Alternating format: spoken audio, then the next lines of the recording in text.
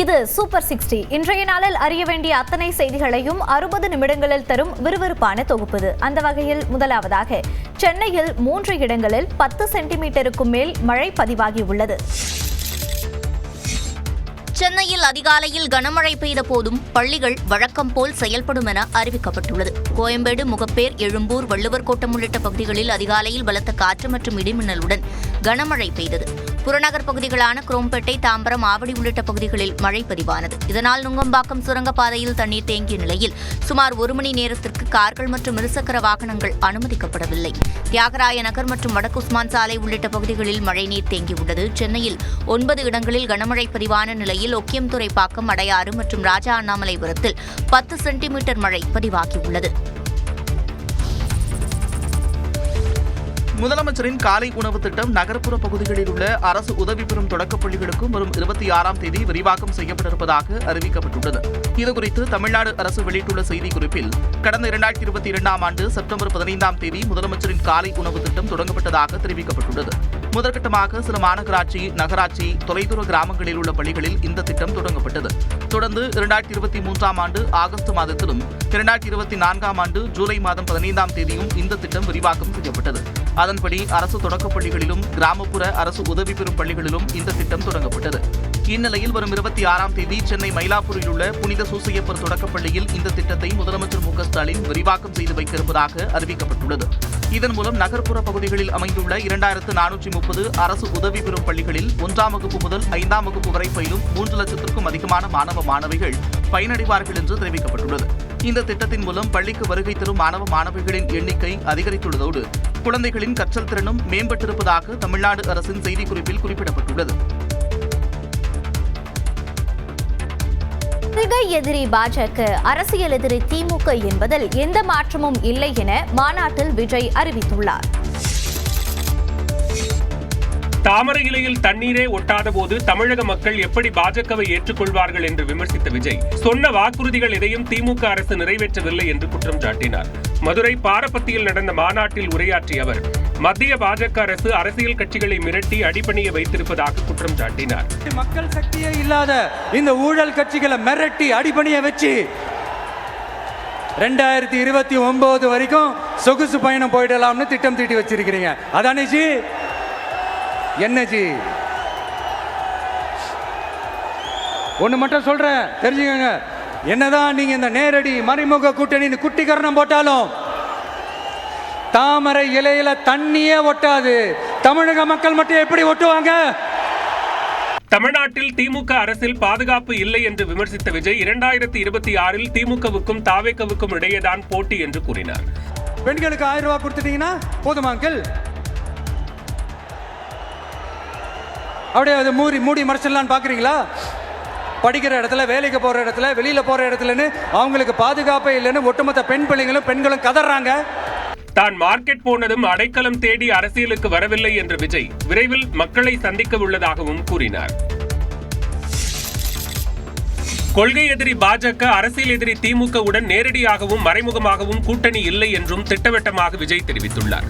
மதுரை பாரப்பத்தியில் நடந்த தாவேக 2வது மாநில மாநாட்டில் உரையாற்றியவர், சிங்கம் வேட்டைக்கு மட்டும்தான் வெளியே வரும் என தன்னை ஒப்பிட்டு உரையை தொடங்கினார். வேடிக்கை பார்க்கறதுக்கெல்லாம் வெளியில வராது.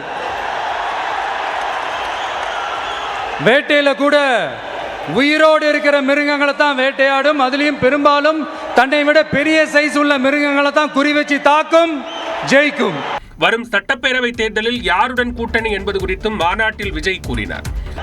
நம்ம தலைமையில நாம் அமைக்க போற இந்த உண்மையான மக்களாட்சிக்கான அச்சாரமாக மாபெரும் மக்கள் சக்தியே அணியாக நம்மளோட திரண்டு நிக்கிறப்போ இந்த அடிமை கூட்டணியில சேர வேண்டிய அவசியம் நமக்கு இருக்குங்க. நம்மளுடைய இந்த கூட்டணி சுயமிழந்த கூட்டணியால இருக்காது, சுய மரியாதை கூட்டணியா தான் இருக்கும். இந்த ஒரு பக்கம் RSS கிட்ட அடிபணிஞ்சுக்கிட்டு, இன்னொரு பக்கம் மதச்சார்பற்ற கூட்டணின்னு இந்த மக்களை ஏமாத்துற கூட்டணியால நம்ம கூட்டணி இருக்காது. தங்களுடன் கூட்டணிக்கு வரும் கட்சிகளுக்கு ஆட்சியிலும் அதிகாரத்திலும் பங்கு வழங்கப்படும் என்றும் விஜய் கூறினார். எம்ஜிஆர் ஆரம்பித்த கட்சிக்கு யார் தலைவர் என்று தெரியாமல் அக்கட்சி தொண்டர்கள் வேதனையில் தவிப்பதாக விஜய் விமர்சித்துள்ளார். தாவேக மாநாட்டில் உரையாற்றிய அவர், எந்த வடிவத்திலும் தமிழ்நாட்டுக்குள் பாஜக நுழைய முடியாது என்று கூறினார். எம்ஜிஆர் அவர்கள் ஆரம்பிச்ச அந்த கட்சியை கட்டி காக்கிறது யாரு? இன்னைக்கு அந்த கட்சி எப்படி இருக்குது அதை நான் சொல்லி தான் உங்களுக்கு தெரியணுமா என்ன? அப்பாவி தொண்டர்கள் அதை வெளியில சொல்ல முடியாம வேதனையில தவிக்கிறாங்க. 2026 சட்டமன்ற தேர்தலில் யாருக்கு ஓட்டு போடணும், எப்படிப்பட்ட ஆட்சி இங்க அமையணும்னு அந்த அப்பழுக்கற்ற அந்த தொண்டர்களுக்கும் ரொம்ப நல்லாவே தெரியும். தொடர்ந்து பேசிய அவர் தாவேக வேட்பாளர் பட்டியலை அறிவிப்பதாக சஸ்பென்ஸ் வைத்தார். இப்போ உங்களுக்கு சின்னதா ஒரு சர்ப்ரைஸ், நம்ம கட்சியினுடைய வேட்பாளர் பட்டியலை இப்ப நான் அறிவிக்க போறேன். 234 தொகுதியிலையும் இந்த விஜய் தான், அதாவது உங்க விஜய் தான் உங்க சின்னம். இன்னும் சிம்பிளா சொல்லணும்னா உங்க வீட்டில் இருக்கிற ஒருத்தர் தான் வேட்பாளரா நிக்க போறாங்க. அந்த வேட்பாளரும் நானும் வேறு வேறு இல்லை. தமிழக மீனவர் பிரச்சினைக்கு தீர்வு, நீட் விலக்கு உள்ளிட்டவற்றை செயல்படுத்த மத்திய பாஜக அரசுக்கு வலியுறுத்திய விஜய் கீழடி அகழாய்வு முடிவுகளை மறைத்து மக்களை ஏமாற்ற முடியாது என்று கூறினார். எதிர்காலம் வரும், என் கடமை வரும், இந்த கூட்டத்தின் ஆட்டத்தை ஒழிப்பேன். மக்கள் அரசியல் என்ற அந்த சவுக்க கையில் எடுக்கலாமா? யாருக்கு எதிரான தானே கேட்கிறீங்க? வேற யாரு?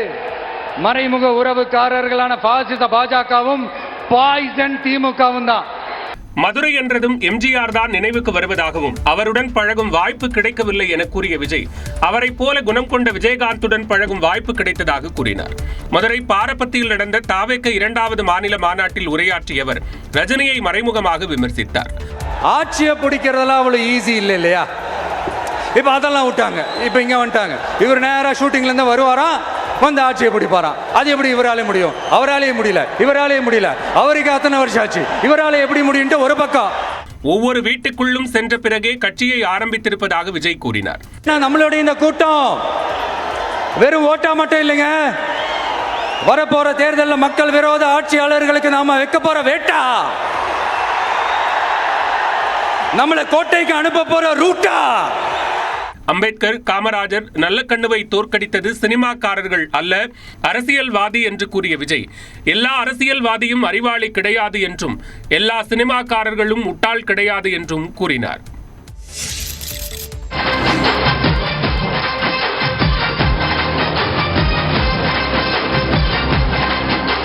மதுரை பாரப்பத்தியில் நடந்த தாவேகவின் 2வது மாநில மாநாடு ஆயிரக்கணக்கான தொண்டர்களின் கூட்டத்தால் நிரம்பிய காட்சியே இது.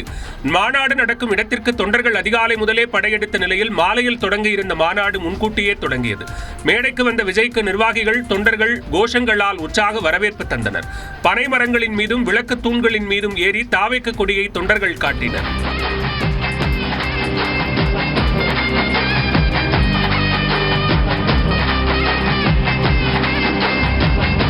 மேடையில் அமர்ந்திருந்த தந்தை சந்திரசேகரை வரவேற்ற விஜய்க்கு தாய் சோபா அன்பு முத்தங்களை கொடுத்தார்.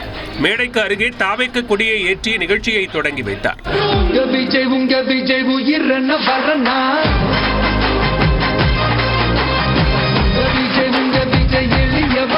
நிகழ்ச்சியில் பேசிய தாவேக பொதுச் செயலாளர் ஆனந்த் விஜய் தொடங்கி இருப்பது கட்சி அல்ல, புரட்சி என்று கூறினார்.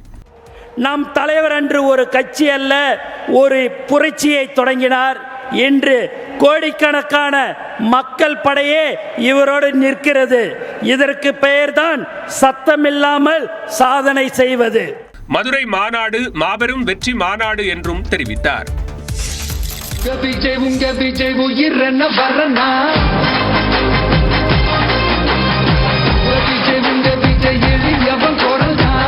மதுரை அருகே நடைபெற்ற தாவேகாவின் 2வது மாநில மாநாட்டில் சிறப்பு பாடல் ஒலிக்க விஜய் மேடைக்கு வந்தார். விஜய் குரலில் ஒலித்த இப்பாடல் தொண்டர்களையும் ரசிகர்களையும் உற்சாகத்தில் ஆழ்த்தியது.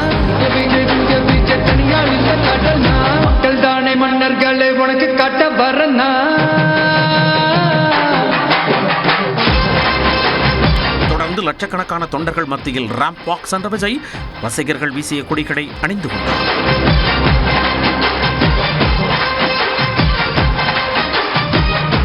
தொண்டர்கள் ஏறாமல் இருக்க பாதுகாப்பு தடுப்புகளில் முன்னெச்சரிக்கையாக கிரீஸ் தடவப்பட்டிருந்தது.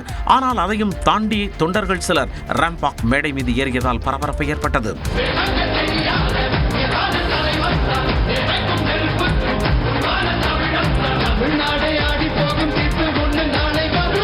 ராம்ப் வாக் மேடையில் இருந்த பவுன்சர்கள் விஜயின் பாதுகாப்பு கருதி தொண்டர்களை அப்புறப்படுத்தினர்.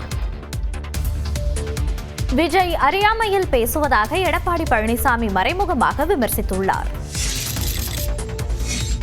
எம்ஜிஆர் ஆரம்பித்த கட்சியின் தலைவர் தற்போது யார் என்று விஜய் விமர்சித்திருந்த நிலையில் எடப்பாடி பழனிசாமி அதற்கு பதிலளித்துள்ளார். காஞ்சிபுரத்தில் பரப்புரை மேற்கொண்ட அதிமுக பொதுச் செயலாளர் எடப்பாடி பழனிசாமி கட்சி ஆரம்பித்த உடனேயே சிலர் இமாலய சாதனை செய்தது போன்று பேசுவதாக விஜயை விமர்சித்தார். அனைத்து இந்திய அண்ணா திராவிட முன்னேற்ற கழகம் இப்பொழுது யார் கையில் இருக்கிறது என்று கேட்கின்றார்கள். பாவம், அறியாமையின் காரணமாக பேசுவதாக நான் பார்க்கின்றேன். இது கூட தெரியாமல் ஒரு கட்சிக்கு தலைவராக இருக்கின்ற சொன்னால் அவரை நம்பி எப்படி? திரைப்படங்களில் நடித்து அதன் மூலம் வருமானத்தை சம்பாதித்து ஓய்வு பெறும் நிலையில் அரசியலுக்கு வரவில்லை என்றும் விஜயை மறைமுகமாக விமர்சித்து இபிஎஸ் பேசினார். என்னுடைய அரசியல் வாழ்க்கை 51 ஆண்டு காலம். 1974 என்னுடைய சிற்றூரிலே கிளைக்கழக செயலாளராக பொறுப்பேற்றேன். இது உழைப்பால் நான் உங்கள் முன் நிற்கின்றேன். சில பேர் உழைப்பையே கொடுக்காம பலனை எதிர்பார்க்கிறாங்க. ஆனால் அது நிலைக்காது. திமுகவுக்கும் தாவேகாவுக்கும் தான் போட்டி என விஜய் கூறிய நிலையில் திமுகவை வீழ்த்தும் சக்தி படைத்த ஒரே கட்சி அதிமுக தான் என்று இபிஎஸ் கூறினார். மதுரை மாநாட்டில் திமுக மற்றும் பாஜகவை விஜய் கடுமையாக விமர்சித்ததற்கு அரசியல் கட்சி தலைவர்கள் எதிர்வினையாற்றியுள்ளனர். அவருக்கு முதலமைச்சராக வேண்டும் என்ற ஆசை வந்துவிட்டது. அதற்காக ஒரு கட்சியை ஆரம்பித்து விட்டார்.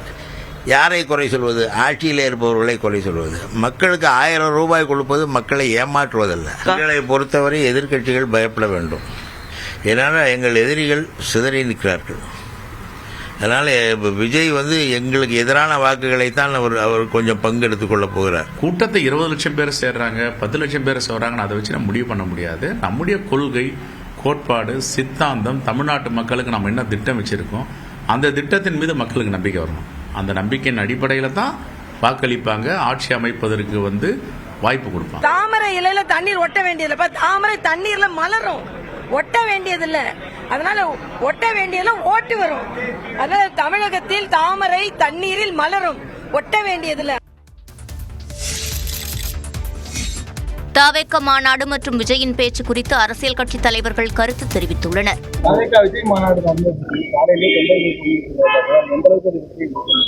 நாட்டில் வேற வேலை இல்லாம நிறைய பேர் இருக்கிறாங்கிறத காட்டுது. உறுதின்னு நினைக்கிறேன். ஆட்சியில் பங்கு என்பதை தேமுதிக வரவேற்கிறதுன்னு தான் நான் ஃபர்ஸ்டே சொல்லியிருக்கேன். ஏன்னா இது வரைக்கும் ஒரே பவர்ஃபுல்லாக ஒரே கட்சிக்கிட்ட போகுது. இப்போ ஆட்சி கூட்டணி ஆட்சி என்கின்ற போது உண்மையிலே மக்களுக்கு நடக்கின்ற எல்லா பிரச்சனையும் நம்ம தைரியமாக போய் பேசலாம். இது சரியில்லை, இந்த துறை சரியில்லைங்க, இப்படி இருக்கு, இதை கொஞ்சம் நம்ம சீர் பண்ண முடியும் என்ற உரிமை நமக்கும் கிடைக்கும். அதனால் அது நல்ல ஒரு ஆரோக்கியமான விஷயம். என் பேர் சொல்லியிருக்காரா? யார் பேராவது சொல்லியிருக்காரா? அப்புறம் ஏன் அட்ரஸ் ஏதாவது லெட்டருக்கு நான் பதில் போடலாமா? போட சாப்பிடுங்க. வணக்கம். அவர் தம்பி எனக்கு.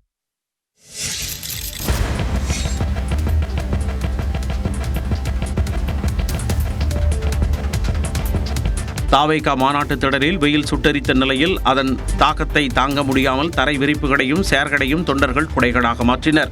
மாநாட்டு திடலுக்கு அதிகாலை முதலே கூட்டம் திரள ஆரம்பித்த நிலையில் நேரமாக ஆக வெயிலின் தாக்கம் அதிகரித்து குழந்தைகள், பெண்கள் கடும் அவதிக்குள்ளாகினர். மாநாட்டு திடலில் வைக்கப்பட்டிருந்த கூடாரத்தை கையோடு பெயர்த்து எடுத்துச் சென்ற தாவேகா தொண்டர்கள் தஞ்சமடைந்த காட்சிகளும் இடம்பெற்றன.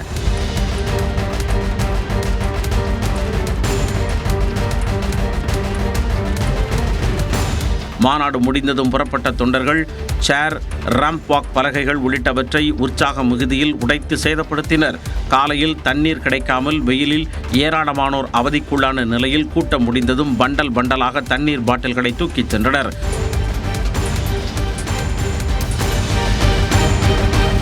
கூட்டம் முடிந்த பிறகு தரை விரிப்புகளையும் பலர் சுருட்டி கையோடு எடுத்துச் சென்றனர். கூட்டமாக தொண்டர்கள் வெளியேறியதால் மதுரை மற்றும் சுற்று வட்டாரங்களில் கடும் போக்குவரத்து நெரிசல் ஏற்பட்டது. தாவேகா மாநாட்டு திடலில் காலை முதலே காத்திருந்த தொண்டர்கள் விஜயின் ராம்ப் வாக் முடிந்ததும் சாறை சாறையாக மாநாட்டு திடலை விட்டு வெளியேறினர். மதுரை அருகே நடைபெற்ற தாவேகாவின் 2வது மாநில மாநாட்டில் லட்சக்கணக்கான தொண்டர்கள் திரண்டிருந்தனர். இந்நிலையில் ராம்ப் வாக் சென்ற விஜயை பார்த்தவுடன் அவரது பேச்சை கேட்காமல் தொண்டர்கள் பலர் விஐபிக்கள் நுழைவு வாயில் வழியாக கூட்டமாக கலைந்து சென்றனர்.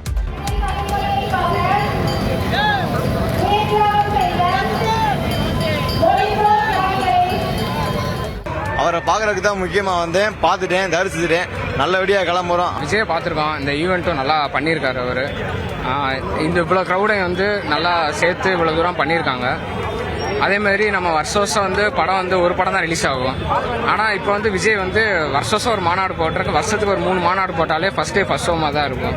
காலை முதலே சாப்பிடாமல் காத்திருந்ததாகவும் மாநாடு முடியும் நேரத்தில் அதிக போக்குவரத்து நெரிசல் ஏற்படும் என்பதாலும் முன்கூட்டியே புறப்பட்டு செல்வதாகவும் அவர்கள் தெரிவித்தனர். மத்திய அரசு கொண்டு வந்துள்ள தகுதி நீக்க மசோதா கருப்பு சட்டம் என முதலமைச்சர் சாடியுள்ளார். நாட்டை ஜனநாயக பாதையிலிருந்து திசை திருப்புவதற்காக பதவி நீக்க மசோதாவை மத்திய அரசு கொண்டு வந்திருப்பதாக முதலமைச்சர் மு.க. ஸ்டாலின் விமர்சித்துள்ளார். சென்னை தேனாம்பேட்டை அண்ணா அறிவாலயத்தில் உள்ள கலைஞர் அரங்கில் நடைபெற்ற நிகழ்ச்சியில் சட்டமன்ற பேருரைகள் உட்பட முன்னாள் அமைச்சர் ரகுமான் கான் எழுதிய 6 நூல்களை முதலமைச்சர் மு.க. ஸ்டாலின் வெளியிட்டார்.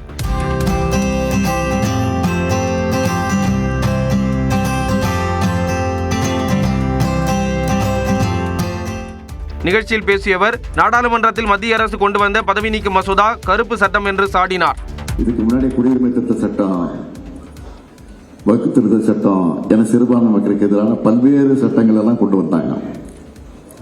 அப்போதெல்லாம் அந்த சட்டங்களை திராவிட முன்னேற்ற கழகத்தின் சார்பில் எப்படி கடுமையாக எதிர்த்தோமோ அதே மாதிரி இந்த கருப்பு சட்டத்தையும் எதிர்ப்போம். அதிமுக எப்போதும் இரட்டை நிலைப்பாடு எடுக்கக்கூடிய கட்சி என்றும் முதலமைச்சர் மு.க. ஸ்டாலின் விமர்சித்தார்.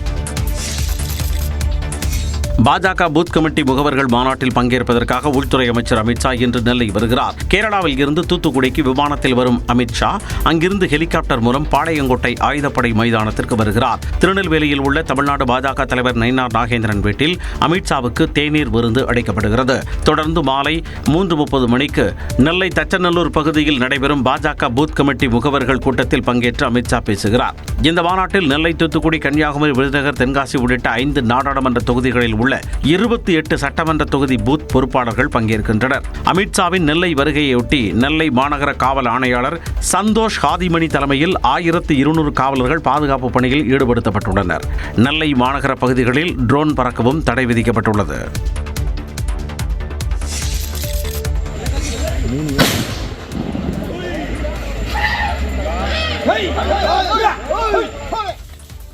உடல்நலம் பாதிக்கப்பட்டு மயங்கிய தாய் யானைக்கு சிகிச்சை அளிக்கும் முன் அங்கிருந்து அப்புறப்படுத்த முயன்றதால் குட்டி யானை நடத்திய பாச போராட்டமே இந்த காட்சிகள்.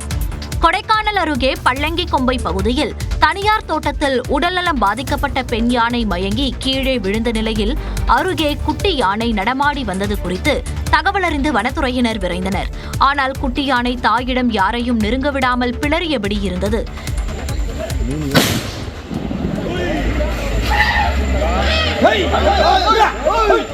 இதனால் வெடிபோட்டு குட்டி யானையை அங்கிருந்து சற்று தொலைவிற்கு விரட்டி அதனை கண்காணித்தவாறே தாய் யானைக்கு கால்நடை மருத்துவர்கள் முதலுதவி சிகிச்சை அளித்தனர். சோர்வாக உள்ள யானையை எழுப்பும் முயற்சி கை கொடுக்காததால் குளுக்கோஸ், ஆன்டிபயோட்டிக் மருந்துகளை தொடர்ந்து வழங்கினர்.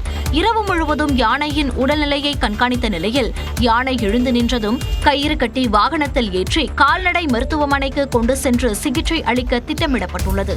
குட்டி யானை தொடர்ந்து அப்பகுதியிலேயே சுற்றி வருகிறது. ஆளுநர்கள் காலவரையின்றி மசோதாக்களை நிறுத்தி வைத்தால் அது சட்டப்பேரவையை செயலிழக்க செய்துவிடும் என்று உச்சநீதிமன்றம் கண்டனம் தெரிவித்துள்ளது. மாநில அரசுகள் அனுப்பும் மசோதாக்கள் மீது முடிவெடுக்க ஆளுநருக்கும் குடியரசுத் தலைவருக்கும் காலக்கெடு நிர்ணயித்தது தொடர்பான வழக்கு உச்சநீதிமன்றத்தில் நேற்று மீண்டும் விசாரணைக்கு வந்தது. அப்போது மத்திய அரசு சார்பில் ஆஜரான சொலிசிட்டர் ஜெனரல் துஷார் மேத்தா ஒவ்வொரு பிரச்சனையும் உச்சநீதிமன்றத்தால் தீர்க்கப்பட வேண்டிய அவசியம் இல்லை என்றும் ஆளுநருக்கு காலக்கெடு நிர்ணயிக்க நாடாளுமன்றத்தில் அரசியலமைப்பில் திருத்தம் கொண்டு வர வேண்டும் என்றும் வாதிட்டார். இதனை கேட்ட நீதிபதிகள் அரசியலமைப்பின் பாதுகாவலர் உச்சநீதிமன்றம் தான் என்று திட்டவட்டமாக குறிப்பிட்டனர். மசோதா எப்படி செயல் வடிவம் பெறாமல் இருக்க முடியும்? ஆளுநர் செயல்படாததை எதிர்த்து நீதிமன்றத்தை அணுகினால் ஆய்வு செய்யாமல் இருக்க முடியுமா? அரசமைப்பு பணியாளர்கள் செயல்படாமல் இருந்தால் தாங்கள் தலையிட அதிகாரம் இல்லையா என சரமாரியாக கேள்வி எழுப்பினர். ஆளுநர்கள் காலவரையின்றி மசோதாக்களை நிறுத்தி வைத்தால் அது சட்டப்பேரவையை செயலிழக்க செய்துவிடும் என்று கருத்து தெரிவித்த நீதிபதிகள் மக்களால் தேர்ந்தெடுக்கப்பட்ட பிரதிநிதிகளுக்கு என்ன பாதுகாப்பு இருக்கிறது என்று வினவினர். அதைத் தொடர்ந்து வழக்கு விசாரணையை வரும் 26ஆம் தேதிக்கு நீதிபதிகள் ஒத்திவைத்தனர்.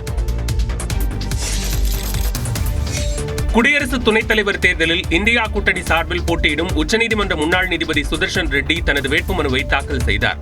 குடியரசு துணைத் தலைவராக இருந்த ஜெகதீப் தன்கர் கடந்த மாதம் 21ஆம் தேதி தனது பதவியை ராஜினாமா செய்தார். இதனையடுத்து அடுத்த மாதம் 9ஆம் தேதி குடியரசு துணைத் தலைவர் தேர்தல் நடைபெறும் என்று தேர்தல் ஆணையம் அறிவித்தது. ஆளும் தேசிய ஜனநாயக கூட்டணி சார்பில் தமிழ்நாட்டைச் சேர்ந்த CP ராதாகிருஷ்ணன் வேட்பாளராக அறிவிக்கப்பட்ட நிலையில் அவர் புதன்கிழமை தனது வேட்புமனுவை தாக்கல் செய்தார். அதேபோன்று இந்தியா கூட்டணி சார்பில் வேட்பாளராக அறிவிக்கப்பட்ட உச்சநீதிமன்ற முன்னாள் நீதிபதி சுதர்ஷன் ரெட்டி டெல்லியில் மாநிலங்களவை செயலாளரும் தேர்தல் நடத்தும் அதிகாரியுமான PC மோடியிடம் தனது வேட்புமனுவை தாக்கல் செய்தார்.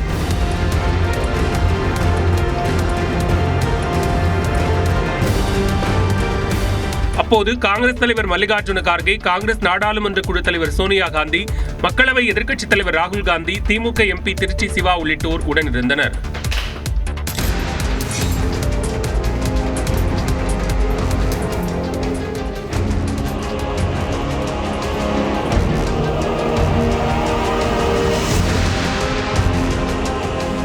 இது எதுவோ நிரம்பி தழும்பும் குளமோ குட்டையோ கிடையாது. குஜராத் மாநிலத்தில் உள்ள போர்பந்தரின் பிரதான சாலைகள்தான் இவை. குஜராத்தின் கடலோர மாவட்டங்களான போர்பந்தர், நவ்சாரி, வல்சாடு பகுதிகளில் கடந்த 2 நாட்களாக கனமழை பெய்து வருகிறது.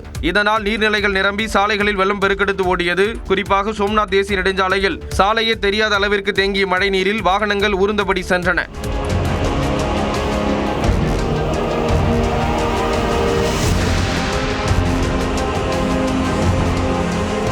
இதேபோன்று துவாரகாவில் பல்வேறு வீடுகளை வெள்ளம் சூழ்ந்த நிலையில் மாநில பேரிடர் மீட்புக் குழுவினர் மீட்பு பணியில் ஈடுபட்டனர்.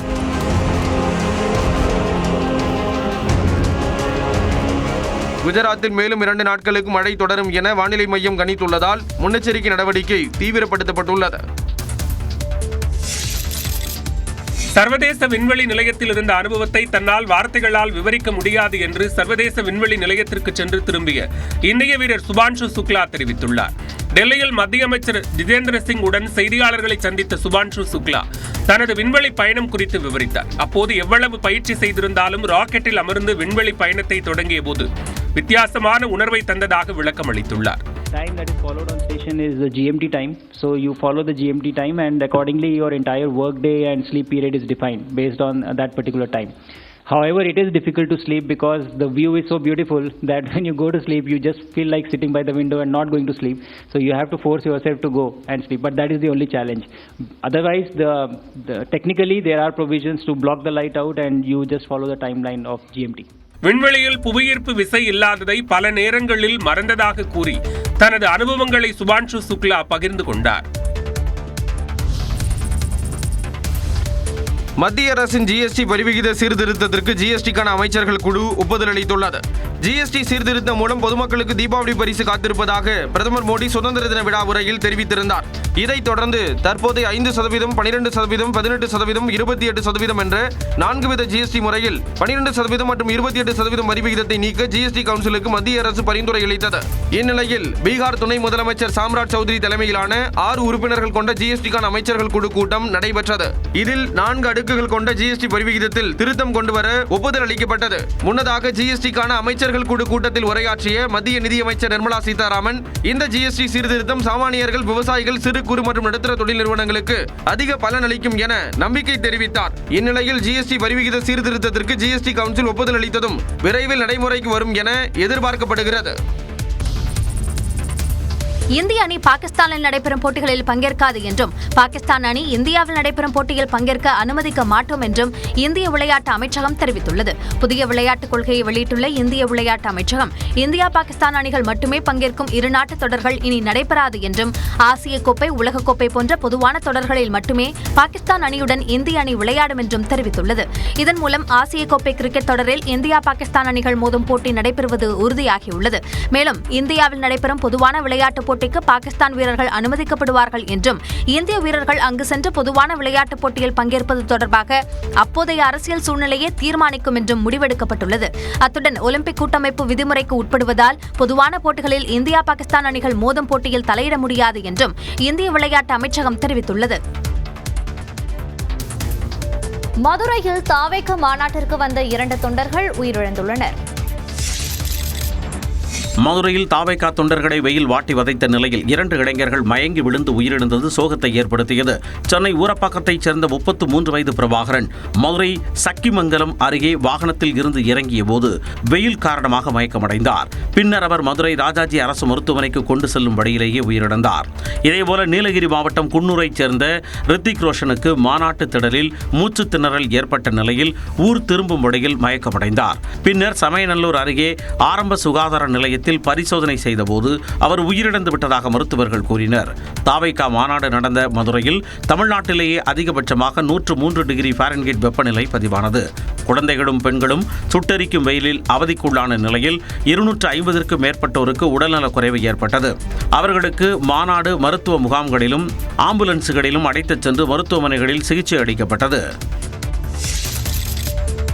சென்னை மெட்ரோ ரயில் திட்டத்தின் 2ஆம் கட்ட பணியில் 5ஆம் வழித்தடத்தில் வெற்றிகரமாக தனது பணியை முடித்துவிட்டு சுரங்கம் தோண்டும் இயந்திரம் கொளத்தூர் வந்தடைந்தது. மெட்ரோ ரயில் திட்டத்தின் 2ஆம் கட்ட பணியில் மாதவரம் பால் பண்ணையில் இருந்து சோழிங்கநல்லூர் வரை 47 கிலோமீட்டர் நீளத்திற்கு 5வது வழித்தடம் அமைக்கப்படுகிறது. இதில் 5.8 கிலோமீட்டருக்கான சுரங்கப்பாதையில் 5 ரயில் நிலையங்கள் அமைக்கப்பட உள்ளன. இதற்காக குறிஞ்சி, முல்லை, மருதம், நெய்தல் என 4 சுரங்கம் தோண்டும் இயந்திரங்கள் பயன்படுத்தப்பட்டன. அந்த வகையில் குறிஞ்சி இயந்திரம் கொளத்தூர் சாய்வு தடத்தில் இருந்து கொளத்தூர் நிலையம் வரை சுமார் 246 மீட்டருக்கு சுரங்கம் தோண்டும் பணியை கடந்த பிப்ரவரி 20ஆம் தேதி தொடங்கியது. இந்த நிலையில் அதிக போக்குவரத்து, 3.8% செங்குத்தான சாய்வு உள்ளிட்ட சவால்களை கடந்து எந்தவித இடையூறும் இன்றி தனது பணியை நிறைவு செய்தது. இந்நிகழ்ச்சியில் சென்னை மெட்ரோ ரயில் நிறுவனத்தின் திட்ட இயக்குனர் அர்ஜுனன் உள்ளிட்டோர் பங்கேற்றனர். மத்திய தொல்லியல் துறையின் அனுமதி இல்லாமல் திருப்பரங்குன்றம் மலையில் எந்தவித பணியும் மேற்கொள்ளக்கூடாது என்று உயர்நீதிமன்ற மதுரை கிளையில் மத்திய அரசு தெரிவித்துள்ளது. திருப்பரங்குன்றம் மலையில் வழிபாட்டு உரிமை தொடர்பாக பல்வேறு அமைப்புகள் சார்பில் தாக்கல் செய்யப்பட்ட மனுக்கள் உயர்நீதிமன்ற மதுரை கிளையில் விசாரணைக்கு வந்தது. அப்போது மத்திய தொல்லியல் துறை சார்பில் ஆஜரான மத்திய அரசின் கூடுதல் சாலிசிட்டர் ஜெனரல் ஒட்டுமொத்த மலையும் மத்திய தொல்லியல் துறைக்கு சொந்தமானது என்றும் தொல்லியல் துறையின் அனுமதி இல்லாமல் திருப்பரங்குன்றம் மலையில் எந்தவித பணியும் மேற்கொள்ளக்கூடாது என்றும் வாதிட்டார். மலையை ட்ரோன் மூலம் அளவீடு செய்ய மதுரை விமான நிலைய ஆணையத்திடம் அனுமதி பெறப்பட்டுள்ள நிலையில் மதுரை மாவட்ட நிர்வாகம் தற்போது வரை அனுமதி வழங்கவில்லை என்றும் ட்ரோன் மூலம் அளவீடு செய்தால்தான் மலையின் கொள்கையை வரையறை செய்ய முடியும் என்றும் முறையிட்டார். தொடர்ந்து தர்கா நிர்வாகம் தரப்பில் ஆஜரான வழக்கறிஞர் தர்காவில் ஆடு, கோழி பலியிடுவதை இந்து அமைப்புகள் தடுக்க முடியாது எனவும் இம்மலையை ஸ்கந்தர் மலை, சிக்கந்தர் மலை, சமணர் குன்று என மக்கள் விரும்பியவாறு அழைப்பதற்கு தடையில்லை என்றும் மதத்தினர் முடிவு செய்யக்கூடாது என்றும் முறையிட்டார். இருதரப்பு வாதங்களை கேட்ட நீதிபதி மனு மீதான விசாரணையை வரும் 25ஆம் தேதிக்கு தள்ளி வைத்தனர்.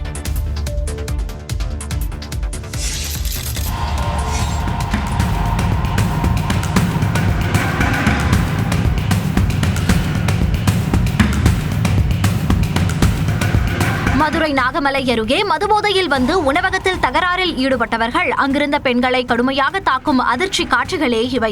திருப்பரங்குன்றம் தொகுதிக்கு உட்பட்ட நாகமலை புதுக்கோட்டை பில்லர் சாலையில் நர்மதா என்பவர் 4 ஆண்டுகளாக உணவகம் நடத்தி வருகிறார். அந்த உணவகத்திற்கு அதே பகுதியைச் சேர்ந்த முத்துப்பாண்டி என்பவர் வந்து ஹோட்டலில் இருந்த சரவணன் என்பவரை ஒருமையில் பேசியதாக தெரிகிறது. இதனால் இருதரப்புக்கும் இடையே தகராறு ஏற்பட்டது. ஆத்திரமடைந்த முத்துப்பாண்டி நர்மதாவின் மகன் வினுவை தாக்கினார். அதனை பார்த்த நர்மதா முத்துப்பாண்டியை தாக்க முயன்ற போது எதிரே உள்ள டாஸ்மாக் கடையில் இருந்து முத்துப்பாண்டியின் கூட்டாளிகள் அங்கு வந்து கடையில் இருந்த மற்ற பெண்களையும் சேர்த்து தாக்குதல் நடத்தினர்.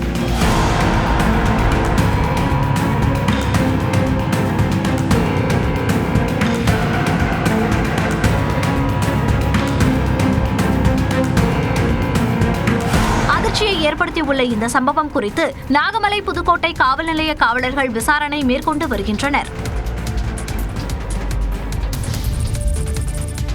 திருப்பூர் ரிதன்யா தற்கொலை வழக்கில் கைது செய்யப்பட்டுள்ள அவரது கணவர் மற்றும் மாமனார் மாமியாருக்கு நிபந்தனை ஜாமீன் வழங்கி சென்னை உயர்நீதிமன்றம் உத்தரவிட்டுள்ளது. அவிநாசியில் வரதட்சணை கொடுமை என குற்றம் சாட்டி புதுமணப்பெண் ரிதன்யா தற்கொலை செய்து கொண்ட வழக்கில் கணவர் கவின்குமார், மாமனார் ஈஸ்வரமூர்த்தி, மாமியார் சித்ராதேவி ஆகியோர் கைது செய்யப்பட்டனர். அவர்கள் தாக்கல் செய்த ஜாமீன் மனுக்கள் சென்னை உயர்நீதிமன்றத்தில் விசாரணைக்கு வந்தது. அப்போது மனுதாரர்கள் தரப்பில் ஆஜரான மூத்த வழக்கறிஞர் திருமணத்திற்கு முன்பே ரிதன்யா தற்கொலை மனநிலையில் இருந்ததாகவும் திருமணத்தில் அவருக்கு விருப்பமும் இல்லை என்றும் வாதிட்டார். வரதட்சணை துன்புறுத்தல் ஏதும் நடைபெறவில்லை என்பதால் ஜாமீன் வழங்க வேண்டும் என்றும் கோரினார். விசாரணை நிலை குறித்த அறிக்கையை தாக்கல் செய்த காவல்துறை தரப்பு வழக்கறிஞர் ரிதன்யாவின் ஆடியோவை தடயவியல் ஆய்வுக்கு அனுப்பப்பட்டுள்ளதாகவும் அதன் அறிக்கைக்கு காத்திருப்பதாகவும் தெரிவித்தார். இருதரப்பு வாதங்களையும் கேட்ட நீதிபதி முக்கிய சாட்சிகளிடம் விசாரணையும் முடிவடைந்து விட்டதால் மனுதாரர்களை சிறையில் வைத்திருக்க வேண்டிய அவசியம் இல்லை என கூறி ஜாமீன் வழங்கி உத்தரவிட்டார். அடுத்த உத்தரவு பிறப்பிக்கும் வரை தினமும் காலை மற்றும் மாலை நேரங்களில் சம்பந்தப்பட்ட காவல் நிலையங்களில் ஆஜராகி கையெழுத்திட வேண்டும் என்று நிபந்தனை விதித்தார். மேலும் தலா 1 லட்சம் ரூபாய்க்கான இருநபர் பிணையை அவிநாசி நீதிமன்றத்தில் தாக்கல் செய்ய வேண்டும் என்றும் நீதிபதி உத்தரவிட்டார். தஞ்சாவூரில் பொதுமக்கள் பயன்படுத்த முடியாத நிலையில் இருந்த 1538 டன் ரேஷன் அரிசி சேமிப்பு கிடங்கில் இருந்தது சட்டமன்ற குழுவினர் நடத்திய ஆய்வில் கண்டுபிடிக்கப்பட்டது. தமிழ்நாடு முழுவதும் நுகர்பொருள் வாணிப கழகத்திற்கு சொந்தமான சேமிப்பு கிடங்குகளில் சட்டமன்ற உறுப்பினர்கள் அடங்கிய குழு ஆய்வு செய்து வருகிறது. அதன் ஒரு பகுதியாக தஞ்சாவூர் பிள்ளையார்பட்டியில் உள்ள சேமிப்பு கிடங்கில் எம்எல்ஏ நந்தகுமார் தலைமையிலான குழுவினர் ஆய்வு செய்தனர். அதில் கடந்த 2022ஆம் ஆண்டு முதல் பயன்படுத்த முடியாத நிலையில் இருந்த 1538 டன் ரேஷன் அரிசி சேமிப்பு கிடங்கில் இருந்தது கண்டுபிடிக்கப்பட்டதாக நந்தகுமார் தெரிவித்தார். அது எப்படி அப்புறப்படுத்த போறாங்க, அரசு அது மீது என்ன நடவடிக்கை எடுக்க போகின்றது, அந்த அல்லிங் ஏஜென்சி யாரெல்லாம் இதை சப்ளை பண்ணாங்களோ அவங்க மீது ஒழுங்கு நடவடிக்கை கண்டிப்பாக எடுக்கப்படும். 1538 டன் ரேஷன் அரிசியை வீணாக்கியவர்கள் மீது உரிய நடவடிக்கை எடுக்க அரசுக்கு பரிந்துரைக்கப்படும் என்று எம்எல்ஏ நந்தகுமார் குறிப்பிட்டுள்ளார். இந்த ஆய்வின் போது குழு உறுப்பினர்கள் நாகை மாலி, துரை சந்திரசேகரன், மாவட்ட ஆட்சியர் பிரியங்கா பங்கஜம், நுகர்பொருள் வாணிப கழக மண்டல மேலாளர் செல்வம் உள்ளிட்டோர் உடனிருந்தனர். அதிமுக பொதுச் செயலாளராக எடப்பாடி பழனிசாமி தேர்வு செய்யப்பட்டதை எதிர்த்த வழக்கு விசாரணைக்கு தடையில்லை என உயர்நீதிமன்றம் தெரிவித்துள்ளது. அதிமுக பொதுச் செயலாளராக எடப்பாடி பழனிசாமி தேர்வு செய்யப்பட்டதை எதிர்த்த வழக்கு விசாரணைக்கு தடை விதித்து பிறப்பிக்கப்பட்ட உத்தரவை சென்னை உயர்நீதிமன்றம் திரும்பப் பெற்றது. அதிமுக பொதுச் செயலாளராக எடப்பாடி பழனிசாமி தேர்வு செய்யப்பட்டதை எதிர்த்து சூரியமூர்த்தி என்பவர் சென்னை உரிமையியல் நீதிமன்றத்தில் மனு தாக்கல் செய்தார். இந்த வழக்கை நிராகரிக்க கோரி எடப்பாடி பழனிசாமி தாக்கல் செய்த மனுவை கடந்த ஜூலை மாதம் நீதிமன்றம் தள்ளுபடி செய்தது. இதனை எதிர்த்து இபிஎஸ் தரப்பில் தாக்கல் செய்த மனுவை விசாரித்த சென்னை உயர்நீதிமன்றம் எடப்பாடி பழனிசாமியின் மனுவை தள்ளுபடி செய்த உரிமையியல் நீதிமன்றத்தின் உத்தரவுக்கும் விசாரணைக்கும் இடைக்கால தடை விதித்தது. இந்த வழக்கில் தங்கள் தரப்பு வாதங்களை கேட்காமல் எந்த உத்தரவும் பிறப்பிக்க கூடாது என சூரியமூர்த்தி தரப்பில் கேவியட் மனு தாக்கல் செய்யப்பட்டது. நீதிமன்றத்தின் கவனத்துக்கு கொண்டு வரப்பட்டது. இந்நிலையில் இந்த வழக்கு நீதிபதி பி பாலாஜி முன்பு விசாரணைக்கு வந்தது. அப்போது சூரியமூர்த்தி கட்சி உறுப்பினர் அல்ல என்பதால் இந்த வழக்கை தாக்கல் செய்ய அவருக்கு உரிமை இல்லை என எடப்பாடி பழனிசாமி தரப்பில் வாதிடப்பட்டது. கேவியட் மனு தாக்கல் செய்யப்பட்டதை மறைத்து தடை உத்தரவு பெறப்பட்டுள்ளது என்றும் நீதிமன்றத்தை தவறாக பயன்படுத்தியுள்ளனர் என்றும் சூரியமூர்த்தி தரப்பில் வாதிடப்பட்டது. இதனையடுத்து உரிமையியல் நீதிமன்ற உத்தரவுக்கு விதிக்கப்பட்ட இடைக்கால தடையையும் வழக்கின் விசாரணைக்கு விதிக்கப்பட்ட தடையையும் திரும்பப் பெற்ற உயர்நீதிமன்றம் விசாரணையை வரும் 25ஆம் தேதிக்கு ஒத்திவைத்தது. பாஜக சார்பில் நாகாலாந்து மாநில ஆளுநராக இருந்து மறைந்த இல கணேசனுக்கு புகழஞ்சலி கூட்டம் சென்னை கலைவாணர் அரங்கில் நடைபெற்றது. பாஜக தமிழ்நாடு தலைவர் நயினார் நாகேந்திரன் தலைமையில் நடந்த நிகழ்ச்சியில் பாஜக மூத்த தலைவர்கள், திமுக சார்பில் அமைச்சர் மா சுப்பிரமணியன், அதிமுக சார்பில் முன்னாள் அமைச்சர்கள் ஜெயக்குமார், வளர்மதி மற்றும் பல்வேறு கட்சிகளின் சார்பில் பிரதிநிதிகள் கலந்து கொண்டனர். அனைவரும் இணைந்து மறைந்த இல கணேசன் உருவப்படத்திற்கு மலர் தூவி அஞ்சலி செலுத்தினர்.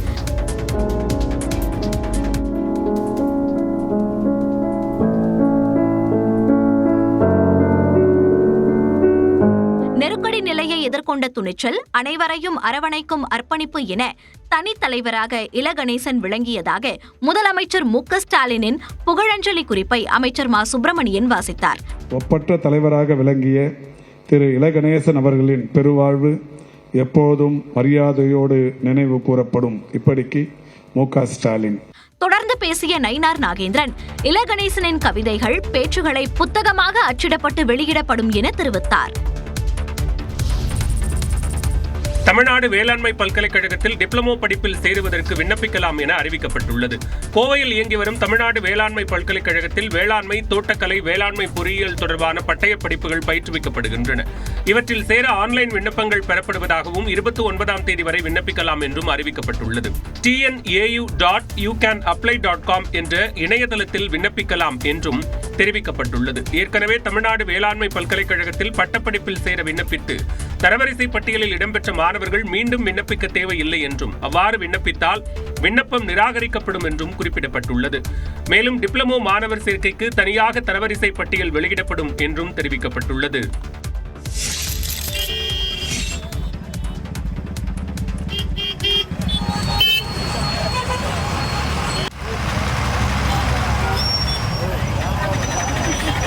மதுரையில் தாவேகா மாநாடு முடிந்த பிறகு சாறை சாறையாக புறப்பட்ட அந்த கட்சி தொண்டர்கள் சிலர் பேருந்துகள், வேன்களின் மேற்கூரை மீது அமர்ந்து ஆபத்தான முறையில் பயணித்தனர். சாலையில் சென்ற வாகனங்களின் பிற்பகுதியில் ஏறி நின்று தொங்கியவாறு ஆட்டம் போட்டனர்.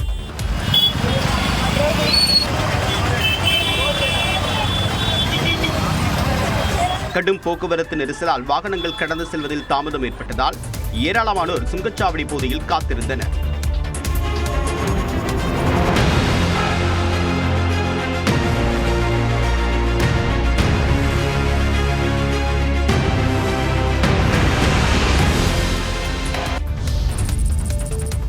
தாவேகாவின் மதுரை மாநாட்டில் மத்திய மாநில அரசுகளுக்கு கண்டனம் உட்பட 6 தீர்மானங்கள் நிறைவேற்றப்பட்டன. பரந்தூரில் விவசாய நிலங்களை அடித்து புதிய விமான நிலையம் கட்டும் முடிவுக்கு கண்டனம் தெரிவிக்கப்பட்டது. இதற்கு பதிலாக விவசாயமும் சுற்றுச்சூழலும் பாதிக்காத வகையில் மாற்று இடத்தை விமான நிலையத்திற்காக தேர்வு செய்ய வேண்டும் என கோரிக்கை விடுக்கப்பட்டது. வாக்காளர் பட்டியல் சிறப்பு தீவிர திருத்தத்தை தமிழ்நாடு உள்ளிட்ட பிற மாநிலங்களில் மேற்கொள்ளக்கூடாது என்பதை வலியுறுத்தியும் சுதந்திரமான மற்றும் நியாயமான முறையில் தேர்தல் நடைபெறுவதை உறுதி செய்ய கோரியும் தீர்மானம் நிறைவேற்றப்பட்டது. தமிழக மீனவர்கள் கைது செய்யப்படுவதையும் அவர்களின் படகுகள் பறிமுதல் செய்யப்படுவதையும் தடுக்க தவறி வரும் மத்திய மற்றும் மாநில அரசுகளுக்கு கடும் கண்டனம் தெரிவித்து கச்சத்தீவை மீட்க வேண்டும் அல்லது 99 ஆண்டுகளுக்கு குத்தகைக்கு எடுக்க வேண்டும் என மீண்டும் வலியுறுத்தப்பட்டது. ஆணவ கொலைகளை தடுக்க தனிச்சட்டத்தை தமிழ்நாடு அரசு கொண்டு வர வேண்டும் என்று தாவேகா மாநாட்டில் தீர்மானம் வாசிக்கப்பட்டது. தமிழ்நாட்டில் பெண்கள், குழந்தைகளுக்கு பாதுகாப்பற்ற சூழ்நிலை நிலவுவதாகவும் சட்டம் ஒழுங்கு அடியோடு சீர்குலைந்திருப்பதாகவும் குற்றம் சாட்டி திமுக அரசுக்கு கண்டனம் தெரிவிக்கப்பட்டது. அவுட் சோர்சிங் முறையில் காலி பணியிடங்களை நிரப்பாமல் டிஎன்பிஎஸ்சி உள்ளிட்ட தேர்வு வாரியங்கள் வாயிலாக நேர்மையான முறையில் நிரப்ப வேண்டும் என்றும் தீர்மானம் நிறைவேற்றப்பட்டது. திருவண்ணாமலை மாவட்டம் போலூரில் ஒழுங்குமுறை விற்பனை கூடத்திற்கு வந்த விவசாயிகளை ஒரு கும்பல் சுங்கவரி கேட்டு தாக்கியது அதிர்ச்சியை ஏற்படுத்தியுள்ளது. திருவண்ணாமலை மாவட்டத்தில் நெல் அறுவடை பணிகள் தீவிரமாக நடந்து வருகிறது. போலூர் மற்றும் சுற்றுவட்டார பகுதிகளில் அறுவடை செய்த நெல்மணிகளை போலூர் ஒழுங்குமுறை விற்பனை கூடத்திற்கு விவசாயிகள் கொண்டு வந்தனர். மூட்டைகளை இறக்கிவிட்ட பிறகு விவசாயிகள் வெளியே செல்ல வண்டியை எடுத்தபோது அங்கிருந்த கும்பல் சுங்கவரி கொடுத்தால்தான் வண்டியை வெளியே அனுப்ப முடியும் என்று கூறி கேட்டை அடைத்தது. இதனால் அந்த கும்பலுக்கும் விவசாயிகளுக்கும் இடையே வாக்குவாதம் ஏற்பட்டது. அப்போது விவசாயிகளை அந்த கும்பல் தாக்கியது. இதில் பாதிக்கப்பட்ட போலூர் பகுதியைச் சேர்ந்த ஞானசேகர் என்ற விவசாயி அளித்த புகாரின்படி போலூர் காவல் நிலைய காவலர்கள் விசாரணை நடத்தி வருகின்றனர். இதுகுறித்து நடவடிக்கை எடுக்க கோரிக்கை விடுக்கப்பட்டுள்ளது. 120 மணி நேரம் விவாதம் நடத்த முடிவு செய்யப்பட்ட மக்களவையில் தொடர் அமளியால் 37 மணி நேரமே விவாதம் நடந்துள்ளது. நாடாளுமன்ற மழைக்கால கூட்டத்தொடரில் எதிர்க்கட்சிகளின் அமளிக்கு நடுவே மக்களவையில் 12 மசோதாக்களும் மாநிலங்களவையில் 15 மசோதாக்களும் நிறைவேற்றப்பட்டுள்ளன.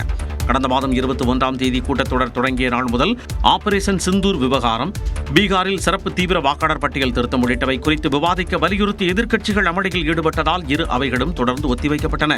இதையடுத்து ஜூலை 28 மற்றும் 29 ஆகிய தேதிகளில் ஆபரேஷன் சிந்தூர் தொடர்பான சிறப்பு விவாதம் நடந்தது. இதற்கு பிரதமர் மோடி அவையில் பதிலளித்தார்.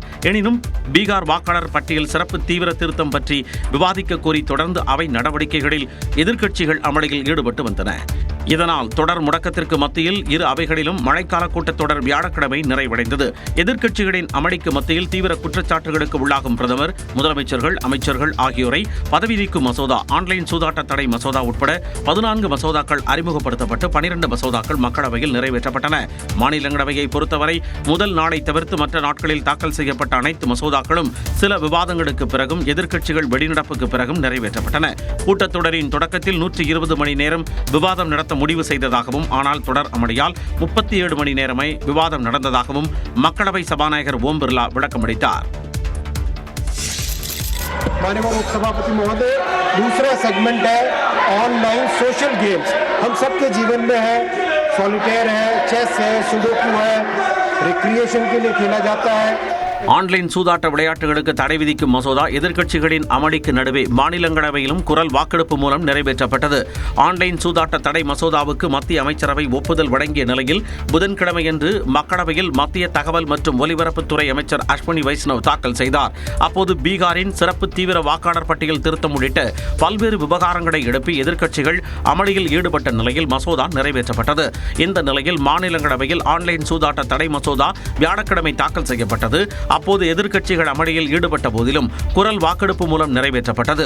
இதனைத் தொடர்ந்து மசோதா குடியரசுத் தலைவருக்கு அனுப்பப்படும். அவரின் ஒப்புதலுக்கு பிறகு சட்டம் அமலுக்கு வரும். அதன்படி ஆன்லைன் சூதாட்ட விளையாட்டுகளில் ஈடுபடும் அல்லது அதற்கு ஏற்பாடு செய்யும் நிறுவனங்களுக்கு 3 ஆண்டுகள் வரை சிறை தண்டனை அல்லது 1 கோடி ரூபாய் வரை அபராதம் அல்லது இவை இரண்டும் விதிக்கப்படும். ஆன்லைன் சூதாட்ட விளையாட்டுகளை விளம்பரப்படுத்தினால் 50 லட்சம் ரூபாய் அபராதம் அல்லது 2 ஆண்டுகள் வரை சிறை தண்டனை விதிக்கப்படும்.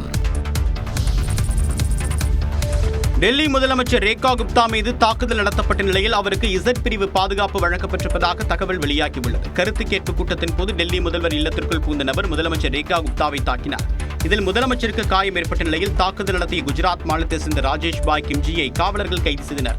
இது குறித்து தொடர்ந்து டெல்லி போலீசார் விசாரணை மேற்கொண்டு வருகின்றனர். இந்நிலையில் டெல்லி முதலமைச்சர் ரேகா குப்தாவுக்கு மத்திய அரசு இசட் பிரிவு பாதுகாப்பு வழங்கியுள்ளதாக தகவல் வெளியாகியுள்ளது. இதனால் சிஆர்பிஎஃப் வீரர்கள் டெல்லி முதலமைச்சருக்கு பாதுகாப்பு வழங்கக்கூடிய பணியில் ஈடுபடுவர். முன்னர் பாதுகாப்பு பணியில் இருந்த டெல்லி போலீசார் முதலமைச்சர் இல்லத்தின் வெளிப்பகுதியில் தங்கள் பாதுகாப்பு பணியை தொடர உள்ளனர். இந்நிலையில் டெல்லி முதலமைச்சர் ரேகா குப்தாவை அவருடைய இல்லத்தில் மத்திய அமைச்சர் ஹர்ஷ் மல்ஹோத்ரா, டெல்லி பாஜக எம்பிக்கள் ஆகியோர் நேரில் சந்தித்து நலம் விசாரித்தனர். 18 வயதிற்கு மேற்பட்டோர் முதன்முறையாக ஆதார் அட்டை கோரி விண்ணப்பித்தால் வழங்கப் போவதில்லை என அசாம் மாநில அரசு முடிவு செய்துள்ளது. அண்டை நாடான வங்கதேசத்தில் இருந்து சட்டவிரோதமாக அசாமுக்குள் குடியேறுபவர்கள் ஆதார் அட்டையை பெற்றுவிடுகின்றனர். இதனால் அசாம் மாநில அரசு பல்வேறு சிக்கல்களை எதிர்கொண்டு வந்தது. இதையடுத்து நேஷனல் ரெஜிஸ்டர் ஆஃப் சிட்டிசன் எனப்படும் தேசிய மக்கள் பதிவேட்டில் பெயர் இருப்பவர்களுக்கு மட்டுமே ஆதார் வழங்கப்படும் என அறிவிக்கப்பட்டது. எனினும் சட்டவிரோத குடியேறிகள் ஆதார் பெறுவதை தடுக்க இயலவில்லை. குறிப்பாக பார்பேட்டா, துப்ரி, மரிகாவன், நாகோன் ஆகிய மாவட்டங்களில் மக்கள் தொகையை விட ஆதார் அட்டை வைத்திருப்போர் எண்ணிக்கை அதிகமாக இருந்தது. இந்த நிலையில் முதலமைச்சர் ஹிமந்தா பிஸ்வா சர்மா தலைமையில் நடைபெற்ற அமைச்சரவைக் கூட்டத்தில் அசாமில் 18 வயதிற்கு மேற்பட்டோர் முதன்முறையாக ஆதார் அட்டை கோரி விண்ணப்பித்தால் வழங்குவதில்லை என முடிவு செய்யப்பட்டது. அதே நேரத்தில் இது பட்டியல் மற்றும் பழங்குடி இனத்தவர்கள், தேயிலை தோட்ட தொழிலாளர்களுக்கு பொருந்தாது என தெரிவிக்கப்பட்டுள்ளது. தாய்லாந்து நாட்டில் இருந்து சென்னைக்கு கடத்தி வரப்பட்ட 12 கோடி மதிப்புள்ள 12 கிலோ உயர் ரக ஹைட்ரோபோனிக் கஞ்சாவை சுங்கத்துறை அதிகாரிகள் பறிமுதல் செய்துள்ளனர். சென்னை சர்வதேச விமான நிலையத்திற்கு வெளிநாடுகளில் இருந்து விமானங்களில் பெருமளவில் போதைப் பொருட்கள் கடத்தி வருவதாக சென்னை விமான நிலைய சுங்கத்துறை அதிகாரிகளுக்கு ரகசிய தகவல் கிடைத்தது. தகவலின் அடிப்படையில் வெளிநாடுகளில் இருந்து சென்னை வரும் அனைத்து விமான பயணிகளையும் விமான நிலைய சுங்கத்துறை அதிகாரிகள் தீவிரமாக சோதனை செய்தனர். இந்நிலையில் பாங்காங்கில் இருந்து சென்னை வந்த 2 விமானங்களில் உயர் ரக ஹைட்ரோபோனிக் கஞ்சா கடத்தப்பட்டது கண்டுபிடிக்கப்பட்டுள்ளது. 2 பயணிகளிடமிருந்து 8 பிளாஸ்டிக் கவர்களில் சுமார் 11 கிலோ 800 கிராம் பதப்படுத்தப்பட்ட உயர் ரக ஹைட்ரோபோனிக் கஞ்சாவை சுங்கத்துறை அதிகாரிகள் பறிமுதல் செய்தனர். அதன் சர்வதேச மதிப்பு 12 கோடி இருக்கும் எனவும் சுங்கத்துறை அதிகாரிகள் தரப்பில் தெரிவிக்கப்பட்டுள்ளது. கஞ்சாவை யாரிடம் கொடுப்பதற்காக கடத்தி வந்தனர், இந்த ஹைட்ரோபோனிக் உயர் ரக கஞ்சா கடத்தலின் பின்னணியில் இருப்பவர்கள் யார் என தொடர்ந்து விசாரணை நடத்தி வருகின்றனர். மேலும் சென்னை சர்வதேச விமான நிலையத்தில் இருந்து சிங்கப்பூர் செல்ல வந்த சென்னையைச் சேர்ந்த 2 பயணிகளை சந்தேகத்தின் அடிப்படையில் சுங்கத்துறை அதிகாரிகள் தீவிர சோதனை செய்தபோது அவர்களது உடைமைகளில் இருந்த 11.6 கிலோ சுறா மீன் செதில்கள் பறிமுதல் செய்யப்பட்டது. ரஷ்யாவிடமிருந்து கச்சா எண்ணெய் வாங்கக்கூடாது என்று அமெரிக்கா வலியுறுத்தி வரும் நிலையில் அந்நாட்டு அதிபர் புதினை ஜெய்சங்கர் சந்தித்துள்ளார். ரஷ்யா சென்றுள்ள வெளியுறவுத்துறை அமைச்சர் ஜெய்சங்கர் அந்நாட்டு அதிபர் புதினை சந்தித்து ஆலோசனை நடத்தினார். 3 நாட்கள் பயணமாக ரஷ்யா சென்றுள்ள மத்திய அமைச்சர் ஜெய்சங்கர் அந்நாட்டு தலைநகர் மாஸ்கோவில் நடைபெற்ற இந்தியா ரஷ்யா இடையிலான வர்த்தகம், பொருளாதாரம், அறிவியல், தொழில்நுட்பம் மற்றும் கலாச்சாரத்திற்கான ஆணையத்தின் கூட்டத்தில் கலந்து கொண்டு உரையாற்றினார். அதைத் தொடர்ந்து ரஷ்ய அதிபர் புதினை சந்தித்த ஜெய்சங்கர் இரு நாட்டு உறவு, வர்த்தகம், அமெரிக்க வரி விதிப்பு குறித்து பல்வேறு விவகாரங்கள் குறித்து ஆலோசனை நடத்தினார்.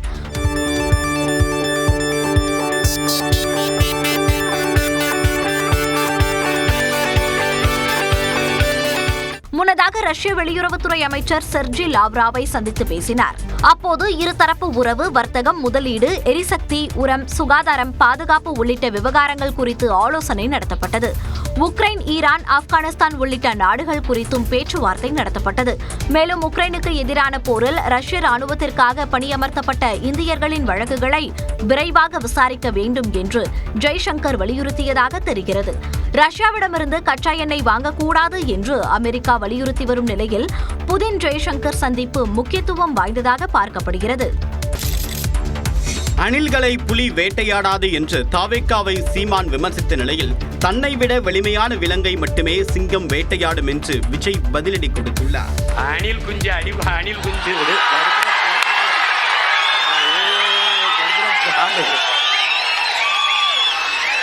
அது புலி வெறி கொண்டு வேட்டையாடி போகும்போது குறுக்கு மறுக்குமா ஓடும். அப்ப பத்திரமா மரத்துல ஏறி இருப்பா, போப்பா போய் கிளை ஏறி குச்சி கொம்புக்கு போ. அணிலே ஓரமா போய் விளையாடு. அணிலே குறுக்க வராத. அணிலே ஒரு மானை, ஒரு காட்டெருமைய, ஒரு காட்டு ஆடை வேட்டையாடி சாப்பிட்டா புலிக்கு மரியாதை. அணில போய் சாப்பிட்டா என்ன இருக்குது? வேட்டைக்கு மட்டும்தான் வெளியில வரும், வேடிக்கை பார்க்கறதுக்கெல்லாம் வெளியில வராது. வேட்டையில கூட உயிரோடு இருக்கிற மிருகங்களை தான் வேட்டையாடும். அதுலயும் பெரும்பாலும் தன்னை விட பெரிய சைஸ் உள்ள மிருகங்களை தான் குறி வச்சு தாக்கும், ஜெயிக்கும். எவ்வளவு பசியில் இருந்தாலும் உயிர் இல்லாததை, கெட்டு போனதை தொட்டு கூட பார்க்காது. A lion is always a lion.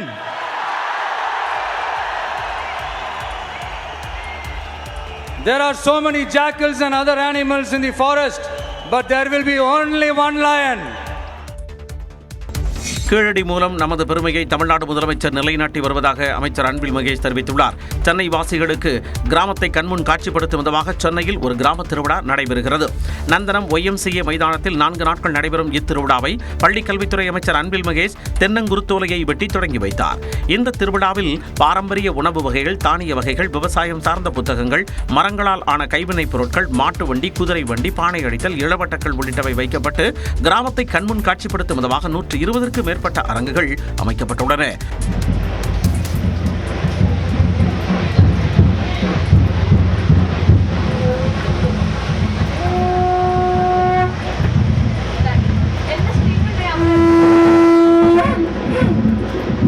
நிகழ்ச்சியை தொடங்கி வைத்த பின்னர் செய்தியாளர்களிடம் பேசிய அமைச்சர் அன்பில் மகேஷ், சிக்னலில் கூட நிற்க நேரமில்லாமல் ஓடிக்கொண்டிருக்கும் சென்னை வாசிகளுக்கு இத்திருவிழா இடைப்பாறும் இடமாக இருக்கும் என தெரிவித்தார். நாம் யார் என்பதை இன்றைக்கு நம்முடைய மாண்பு தமிழ்நாட்டு முதலமைச்சர் கீழடியின் மூலமாக, பல்வேறு ஆய்வுகளின் மூலமாக தான் நம்மளுடைய பெருமையை நாம் நிலைநாட்டிக் கொண்டிருக்கின்றோம். மேலும் கீழடி மூலம் நமது பெருமையை முதலமைச்சர் நிலைநாட்டி வருவதாகவும் அன்பில் மகேஷ் கூறினார்.